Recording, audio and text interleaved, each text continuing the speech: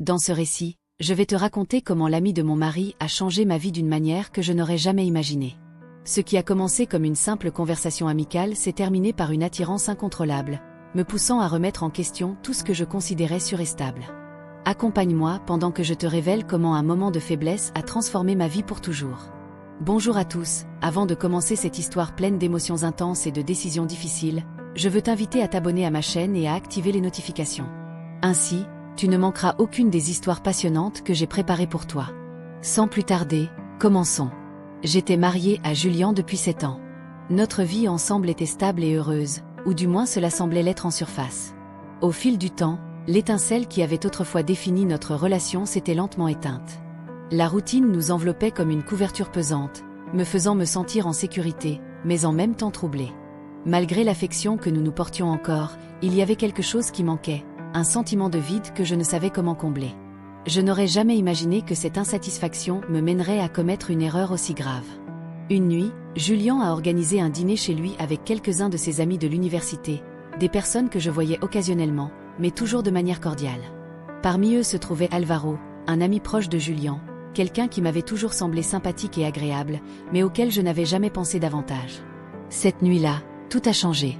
Pendant le dîner, je fus surprise de voir à quel point j'appréciais la compagnie d'Alvaro.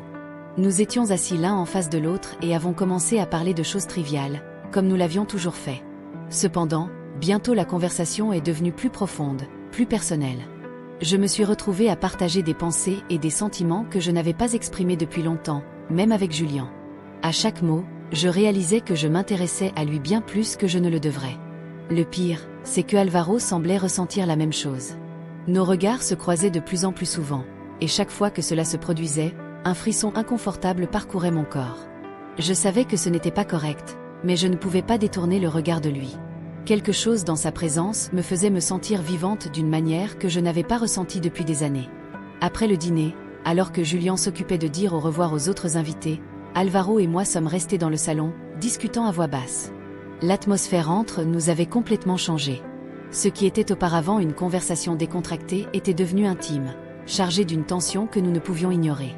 Il m'a fait un commentaire flatteur qui, bien que déguisé en courtoisie, portait une intention plus profonde. Cela m'a pris par surprise, mais ce qui était le plus surprenant, c'était ma réponse. À ce moment-là, je savais que je franchissais une ligne dangereuse. Je savais que je devais m'éloigner, que je devais me rappeler que Alvaro n'était pas seulement un homme attrayant, mais aussi le meilleur ami de mon mari. Mais l'attirance était trop forte, et quand il a pris ma main, je savais que j'étais déjà allé trop loin. Nous avons convenu de nous retrouver le lendemain, dans un endroit discret, loin des regards des autres. La culpabilité m'envahissait même avant que nous ne nous rencontrions. Je savais que je trahissais Julien, mais quelque chose en moi refusait de s'arrêter. C'était comme si une partie de moi cherchait désespérément quelque chose que j'avais perdu, et Alvaro me l'offrait. Nous nous sommes rencontrés dans un petit café à l'extérieur de la ville. Ce qui aurait dû être une conversation pour clarifier les choses rapidement s'est transformé en quelque chose de plus. L'ambiance de l'endroit était intime, et la conversation, qui au début était tendue, s'est remplie d'émotions réprimées et de désirs que nous avions tous deux ignorés depuis longtemps. Quand il m'a embrassée, j'ai su qu'il n'y avait pas de retour en arrière. La passion que j'ai ressentie était écrasante, quelque chose que je n'avais pas éprouvé depuis des années. Pendant un instant, j'ai oublié tout le reste, ma vie, mon mariage, ma conscience. Seul le présent importait. Mais comme cela arrive toujours, la réalité ne tarda pas à me rattraper. Quand tout s'est terminé, la culpabilité m'a frappée comme une vague géante. J'avais trahi Julien de la pire des manières. Je savais que je ne pourrais jamais regarder Alvaro de la même manière et que je ne pourrais plus jamais voir mon mari sans ressentir le poids de ce que j'avais fait. Je me suis précipitée pour dire au revoir à Alvaro, certaine que ce secret devrait rester caché pour toujours. Cette nuit-là m'a appris une leçon douloureuse sur les conséquences de céder à la tentation. J'ai appris que, bien que l'émotion du moment puisse être écrasante, il ne vaut pas la peine de sacrifier une relation construite sur l'amour et la confiance pour un instant de faiblesse. Maintenant, je suis plus engagée que jamais à renforcer mon mariage, à me reconnecter avec Julien et à ne plus perdre de vue ce qui compte vraiment dans la vie.